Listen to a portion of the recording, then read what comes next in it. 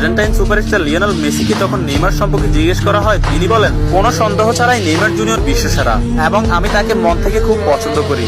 এবং Argentine midfielder Rodrigo D পল বলেছেন, যারা নেইমার জুনিয়রকে ভালোবাসে না তারা ফুটবলই বোঝে না। ফ্রান্সের বিশ্বকাপ জয়ী কিলিয়ান এমবাপ্পে বলেছেন, নেইমার শুধু ফুটবলের রাজা নয়, মহারাজাও বটে। আর্জেন্টাইন গোলকিপার এমিলিয়ানো মার্টিনেজ বলেছেন, আমি নেইমার জুনিয়রের অনেক বড় ভক্ত।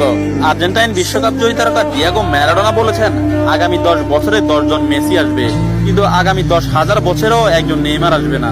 হল্যান্ড ও বার্সেলোনা স্ট্রাইকার রবার্ট লেভানডস্কি বলেছেন, নেইমারের মতো ফুটবলার জন্ম নিতে হলে আপনাকে 100 বছর অপেক্ষা করতে হবে। তাছাড়া ইংল্যান্ডের প্রিন্স ডেভিড বেকহাম বলেছেন, আজ পর্যন্ত এমন কোন ফুটবলার আমি দেখিনি যার ভেতর নেইমারের মতো ফুটবল আইকিউ আছে, এবং ফুটবলের ক্ষেত্রে কেউই নেইমারের লেভেলের নয়, সে দুর্দান্ত।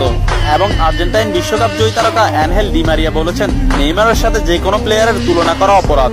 ফ্রান্সের বিশ্বকাপ জয়ী তারকা কারিম বেনজেমা বলেছেন, যারা নেইমারকে নিয়ে সমালোচনা করেন তারা ফুটবল বোঝেন না। ম্যানচেস্টার সিটির কোচ পেপ গার্দিওলা বলেছেন, আমার ক্যারিয়ারে নেইমার